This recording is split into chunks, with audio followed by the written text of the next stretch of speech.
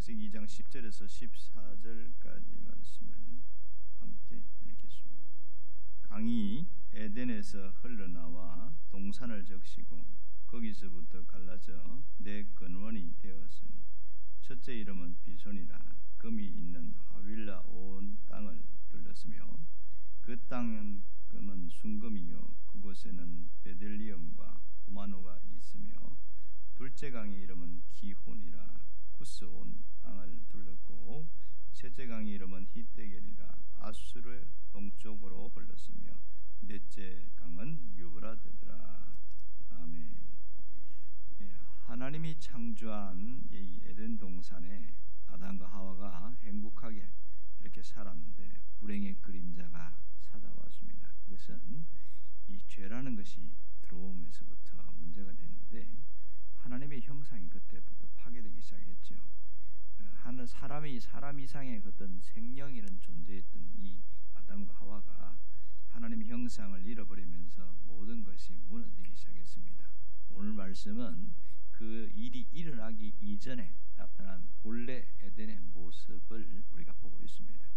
오늘 여기에서 이렇게 얘기하고 있어요. 하나님의 형상이 우리가 회복되기를 원한다면 원래 모습을 찾아가야 된다. 그런 거죠. 10절에 보면 다시 이렇게 나오죠. 강이 에덴에서 흘러 나와 동산을 적시고 거기서부터 갈라져 네 근원이 있었으니 이렇게 말합니다. 그러니까 에덴을 감고 흐르는 물이 얼마나 풍부했는지 네 개의 강이 되어서 흘러갔다 이렇게 이야기합니다. 여기서 우리가 갖는 의문점이 뭐냐면 에덴 동산에 왜 네 개의 강이 필요했을까 하는 겁니다.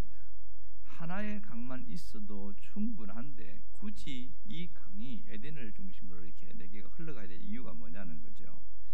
하나님이 에덴 동산을 중심으로 이 네 개의 강물이 흘러가게 한 그 본질적인 목적은 뭔가? 또 하나는 우리가 아는 대로 이 두 개의 강은 지금도 존재하고 있어요. 그런데 두 개의 강은 지금 사라져 없어졌습니다.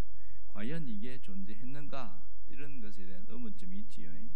실제로 이 부분에 대한 고고학적인 어떤 발굴을 하기 시작했는데 정확한 위치는 나타나지 않지만 분명히 이 흔적들이 있더라 이런 결과까지는 나왔어요. 강이 흘러갔던 흔적들이 있는 것.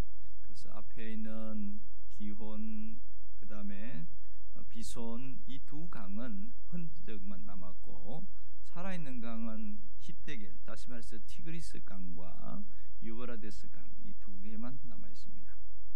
자, 그러면 이 하나님이 이 강물이 우연히 있게 있는가? 그거는 아니고요. 하나님이 이 에덴을 중심으로 흐르게 하는 데는 이유가 있다는 거죠. 에덴에 이 네 개의 강이 있는 것이 우리에게 시사하는 바는 딱 한 가지입니다. 그것은 회복의 역사는 계속되어야 한다 이 얘기입니다. 살아있는 하나님이 우리가 온전히 하나님의 모습을 우리의 모습도 회복되어야 되지만 우리가 살아가는 삶의 모습도 온전히 회복되기를 원하는 거죠. 사실 에덴이 에덴되게 한 것은 네 개의 강이 있었기 때문에 강이 흘렀기 때문에 그렇다 그렇게 얘기를 많이 하고 있어요.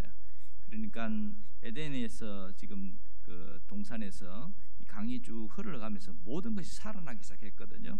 모든 것이 살아나고 회복되어지는 일이 있었는데 이 일은 세대를 건너서 수천 년 이후에 있는 우리에게도 똑같이 일어나기를 원하는 것이 하나님의 마음인 것이죠. 하나님은 그 에덴의 강줄기가 지금 우리에게도 흐르는 곳마다 어둠이 떠나가고 에덴의 강줄기가 흐르는 곳마다 이 하나님의 회복의 역사가 또 다시 재현되기를 원하고 계십니다. 가정이면 가정, 사업장이면 사업장, 또 내 삶이면 삶, 어떤 곳이든지 에덴의 행복과 에덴의 기쁨과 에덴의 풍요와 에덴의 축복 이런 것들이 온전히 회복되기를 원하시는 것이죠. 여기서 우리가 알 수 있는 핵심적인 교훈들이 있습니다. 그거는 뭐냐면 이 강들이 흘러갈 때마다 영혼이 살아나고 영혼이 회복되어진다는 얘기입니다. 그러니까 에덴으로부터 시작된 이 은혜의 강물이 우리의 가정, 우리의 자녀들, 우리가 살고 있는 모든 곳에 심지어 교회에 있는 모든 성도들까지 그 강물이 흘러가야 된다. 은혜의 강물이 흐르는 곳마다 병든 자가 치료되고 문제가 해결되고 환경이 열리고 이런 일들이 일어난다는 거죠. 신기한 일들이 은혜의 강물이 흘러갈 때마다 나타나더라는 거죠. 또 하나는 하나님께서 이 강들을 통해서 우리 그리스도인들이 에덴의 영성을 가지고 살아가기를 원하는 겁니다. 비손에서는 성장을, 기온에서는 은혜를, 히데겔에서는 능력을, 유보라데에서는 결실을 맺기를 원하는 것, 이것이 에덴이 갖고 있는 독특한 특징입니다. 하나님은 우리가 그걸 통해서 에덴의 이 영성이 온전히 회복되기를 원하는 거예요. 왜 에덴의 영성이 회복되는 게 중요할까? 왜 중요할까? 그것은 우리 삶의 전 영역에 영향을 주기 때문에 그렇습니다. 우리의 신앙생활에도 영향을 주고 있고 우리가 살아가는 하나하나에 많은 영향을 주고 있습니다. 그러기에 에덴의 영성이 너무 중요해요. 지금 이 에덴의 영성이 하나님의 은혜라는 모습으로 우리에게 다가오고 있습니다. 그래서 우리의 삶에는 늘 하나님의 은혜가 흘러 넘쳐야 한다는 사실인 거죠. 에덴에서 아담은 늘 하나님의 은혜를 잊고 살았습니다. 하나님을 만나는 영적인 교통이 있었고 에덴에서는 부족함이 없었습니다. 늘 넘쳤어요. 그런데 죄라는 것이 들어오면서부터 모든 것이 파괴되기 시작했는데 무엇이 가장 크게 파괴되냐? 하나님의 은혜가 딱 멈춰버렸어요. 에덴의 영성을 잃어버린 거죠. 그러니까 갑자기 부족하지 않았던 곳에 모자라고 부족하고 어려워지고 다 힘들어지는 겁니다.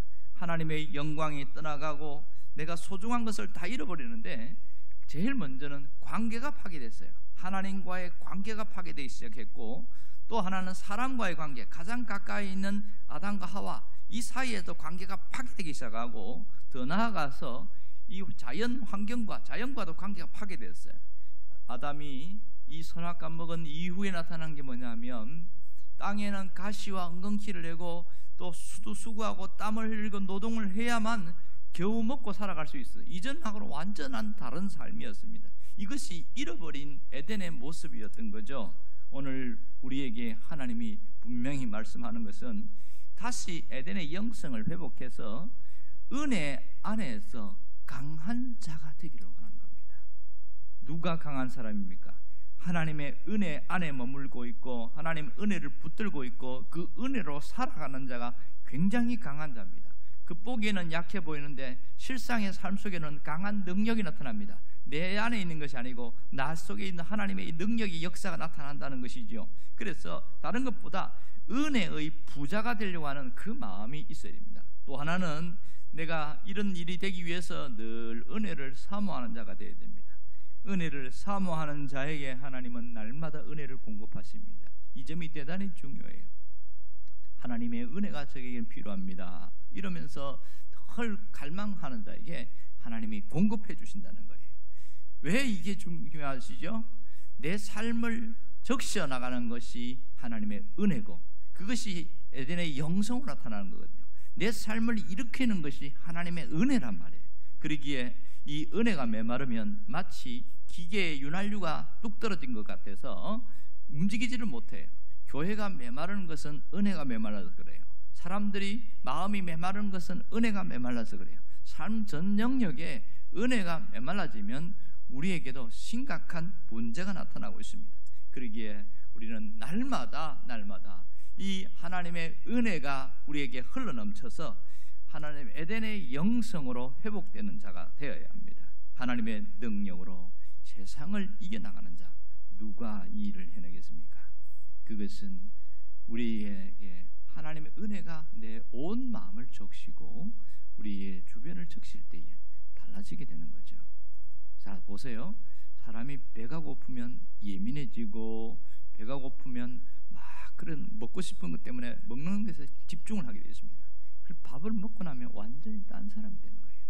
은혜에 충만한 것은 마치 먹는 것과 같다.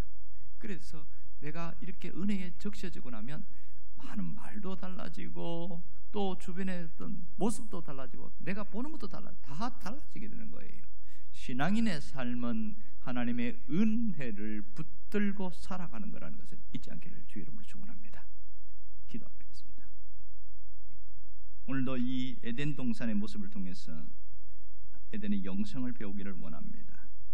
하나님의 은혜가 우리 삶에 흘러넘치게 하여 주옵소서. 예수님의 이름으로 기도합니다.